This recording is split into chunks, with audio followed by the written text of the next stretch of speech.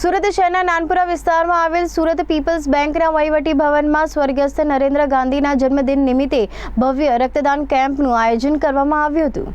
મહેક નરેન્દ્રકુમાર ગાંધી આ એક એવું સેવાનું કાર્ય છે કે જેમને આપણે કહીએ કે આપણે લોહીના સંબંધ કે જે કોઈની સાથે નથી હોતા, માત્ર આપણા ફેમિલી મેમ્બર્સ સાથે હોય છે, પરંતુ આ એક અલગ કાર્યથી આપણે રક્તના સંબંધ એકબીજા સાથે બાંધી શકીએ છીએ. આ એક બ્લડ કેમ્પ છે, રક્તદાન શિબિર છે, જેનું આયોજન આજરોજ કરવામાં આવ્યું છે.